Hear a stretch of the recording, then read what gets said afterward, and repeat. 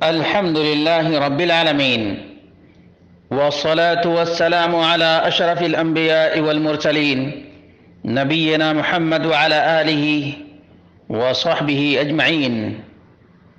قال الله تعالى: فإن آمنوا بمثل ما آمنتم به فقد اهتدوا وإن تولوا فإنما هم في شقاق فسيكفيكهم الله وهو السمیع العلیم.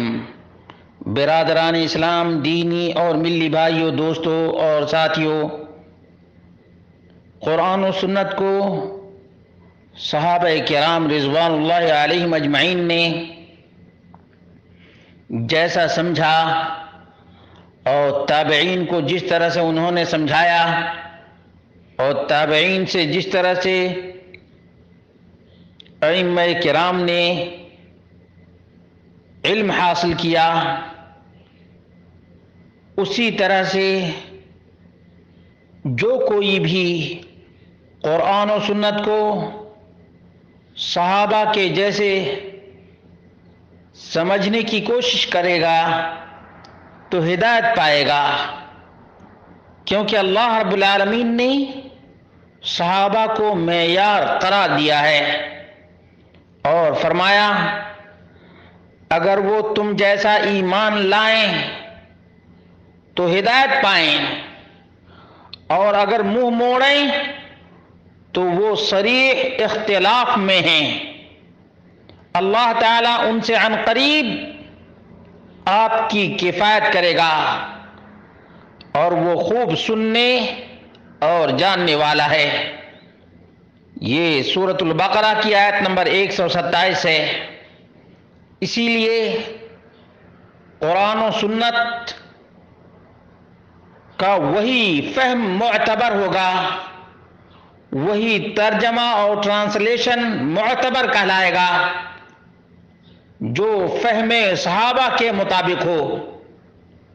میں نے اس سے پہلے بھی اس سلسلے میں چند علماء کے اقوال کو پیش کیا تھا۔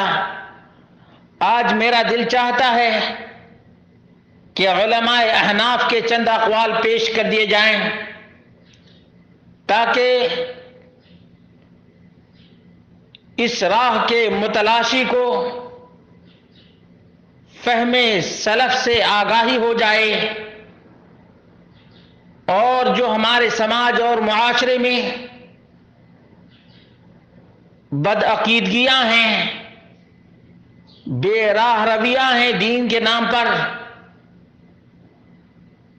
ان کو پرکھنے کا سلیقہ اور ہنر بھی آ جائے۔ اس لیے میں علماء احناف میں سے ایک مشہور حنفی عالم انور شاہ کشمیر کی بات پیش کیے دیتا ہوں جو انہوں نے قرآن کریم کی تفسیر کے سلسلے میں کہی ہے۔ آپ لوگ جانتے ہوں گے کہ انور شاہ کشمیری کی پیدائش 1292 ہجری میں ہوئی اور وفات 1352 ہجری میں۔ وہ کہتے ہیں قرآن کریم کی تقریر کو سمجھنے کا سب سے زیادہ قابل اعتماد راستہ حضرت صلی اللہ علیہ وسلم کا عمل اور صحابہ و تابعین کا تعامل ہے۔ درس ترمذی از تقی عثمانی، جلد نمبر 1 صفحہ نمبر 252۔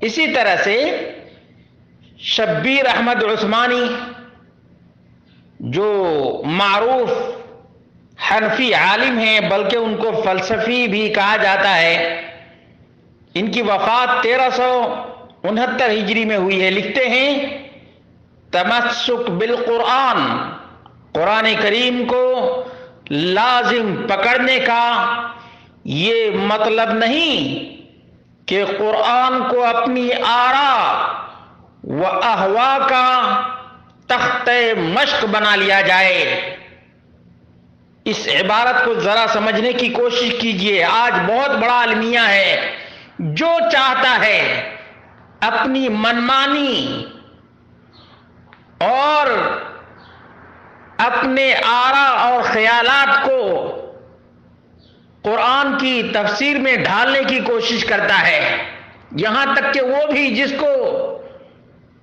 قرآن کی زبان کا پتہ نہیں اور نہ احادیث کا پتہ ہے اور نہ آثار صحابہ اور آثار تابعین کا پتہ ہے، وہ بھی مفسر قرآن بن جاتا ہے.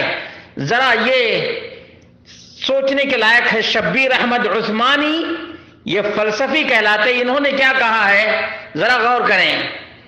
تمسک بالقرآن، قرآن کریم کو لازم پکڑنے کا یہ مطلب نہیں کہ قرآن کو اپنی آراء و احوا کا یعنی اپنی خواہشات کا تختہ مشق بنا لیا جائے، بلکہ قرآن کریم کا مطلب وہی معتبر ہوگا جو احادیث صحیحہ اور سلف صالحین کی متفقہ تصریحات کے خلاف نہ ہو. بہت عظیم عبارت ہے اور ان لوگوں کے لیے عبرت کے پہلو کا حامل ہے جو لوگ آج کسی کی بھی تفسیر لے آئے اور سمجھتے ہیں کہ ہم قرآن کی خدمت کر رہے ہیں، ہم دین کی خدمت کر رہے ہیں. یہ دین کی خدمت نہیں ہے، یاد رکھیں، بلکہ قرآن کریم کا مطلب وہی معتبر ہوگا جو احادیث صحیحہ اور سلف صالحین کی متفقہ تصریحات کے خلاف نہ ہو. تفسیر عثمانی صفحہ نمبر 81 سورہ بقرہ آیت نمبر 107 کے تحت اس کو بیان کیا ہے.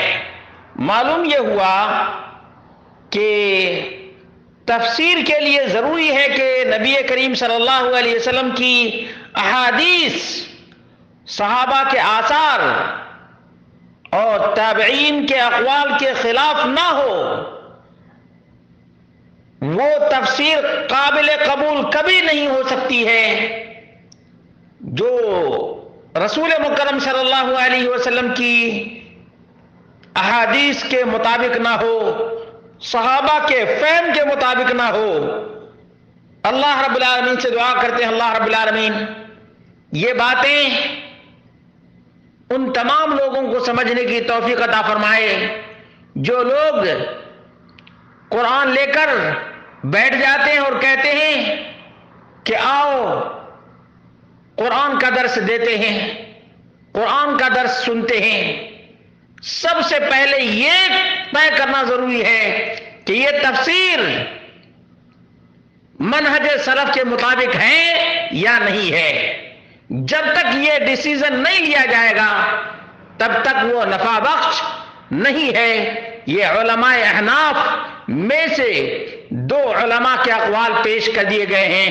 اللہ رب العالمین سمجھ دینے والا ہے.